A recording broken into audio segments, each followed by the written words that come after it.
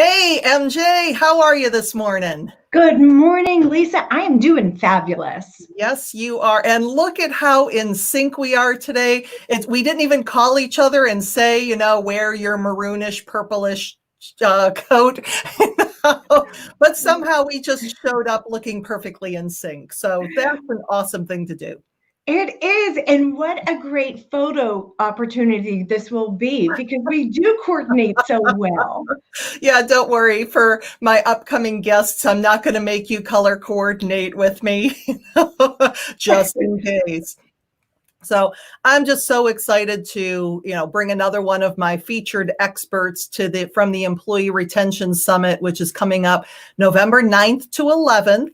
And MJ Callaway and I have been friends for even before we knew that we were going to end up friends. Yes. We met way back in the day, actually at a conference together where it was like, oh, she's from Pennsylvania, I'm from Cleveland, we should be friends. And then our paths just kept crossing. So it's been a cool journey. It has been, and think about it. We actually met on the other coast. We met on the West Coast. We met in California. How crazy is that? Right, exactly. So it's just kind of funny, the twists and turns that life takes. And, the topic that you're actually going to be talking on at the summit really helps us with some of those twists and turns because your area of specialty is resilience. And again, we think about manufacturing, we think about employee retention. And so what in the world does resilience have to do with that, for goodness sake? Actually, it's a key component, especially in manufacturing, because let's face it, you have employees who have to do a very focused job if they're on a line. And if one thing goes wrong, think about all of the materials that are lost, the production that is down, the profits that are lost. So being resilient actually is someone who's resilient is flexible, friendly, so great teamwork, flexible that they're able to adapt to change, they're focused, and every component within manufacturing, you need to be focused, from the top all the way down. And then the last one is fast. When you're focused, you're able to produce more, so which is great for profits. Right. Well, and I think about that particularly, we're in these times of COVID, and I will tell you, having to come back and just be resilient over and over and over again, because none of us on the planet thought that this pandemic would last as long as it has. As a matter of fact, I kind of crack myself up every day because I'm looking at my follow-ups, and on my follow-ups, I'll turn to one and it says, follow up post-COVID, follow up after the craziness, and I have it in September and October, because thinking that, oh yeah, this is going to be done by June, July, August, at the latest, for goodness sake. So I think just coming back to that, getting through it and the confidence, the resilience to do that, I think helps us all. It definitely does. Because whenever we are resilient, we're able to adapt to change. We're able to shift. When we're resilient, we don't complain. So let me back up and let me explain what resilient people do. So resilient people are the ones who can see a bigger picture. And let's face it, we're talking about COVID. So with COVID, the ones who are resilient are the ones who can see, okay, wearing a mask is going to be better for everybody, not only me, but everybody.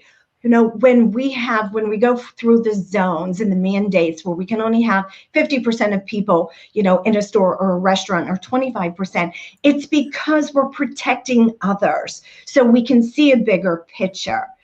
So, and those who are not resilient will be the ones who will complain more, who are stuck in the problem, who can't see that bigger picture. Yeah. And Lisa, you can probably tell because gratitude, being grateful is part of being resilient. So I am sure when you're in a conversation with people and you can see someone and you're talking about changing and adding in more gratitude, and you see people that are interested, all of a sudden, their interest is piqued.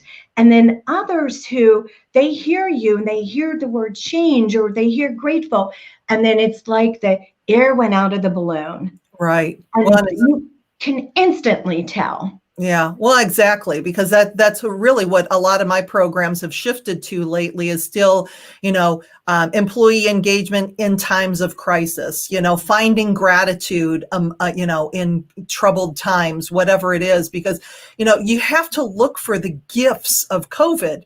And when you think about the gifts and your whole mindset, which falls again right into resilience, because if I can find the good, and mind you, I will share this all day long, that there are lots of days, yesterday was one of them, that you just want to curl up in a little ball and wait for 2020 to be over.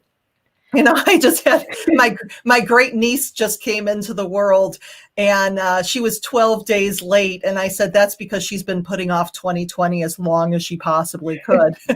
But it's in almost forcing yourself. So, you think about resilience. Is it something that you can kind of, fake it till you make it? Or what are some of the tips that you have found to kind of get yourself out of just the crud of the moment and be able to find that good so that you can move on and be resilient?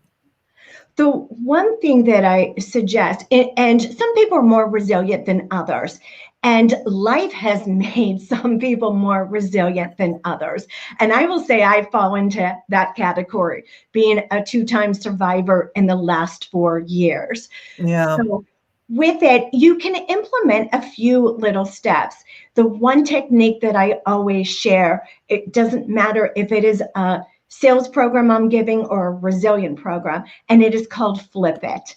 And it is taking, when you hear that negative comment or that head trash going on inside your head, stop immediately and then grab a piece of paper, and then the left column and put a line down the middle of the paper, and the left side write down that negative comment, and then in the right side flip it. How can you turn that into a positive?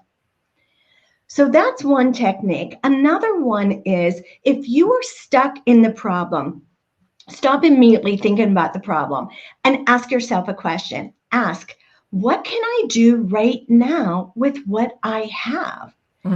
And that engages our brain now into a solution.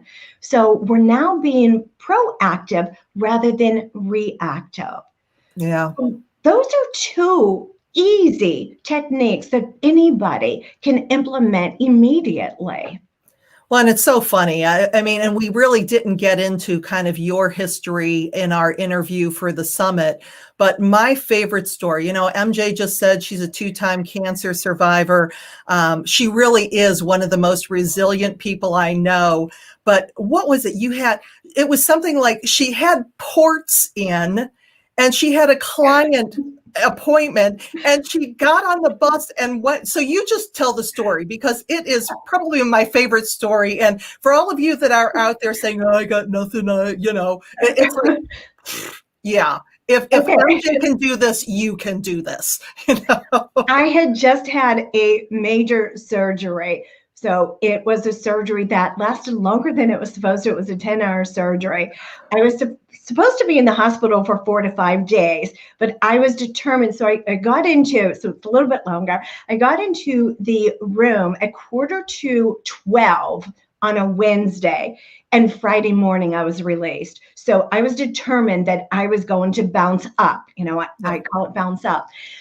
So 2 weeks later, I had a client meeting, and I was not going to cancel it. And I came home from the hospital with, and I hope my children are not listening to this, because I was staying with my son and daughter-in-law, who was actually taking care of me. I had 4 drains.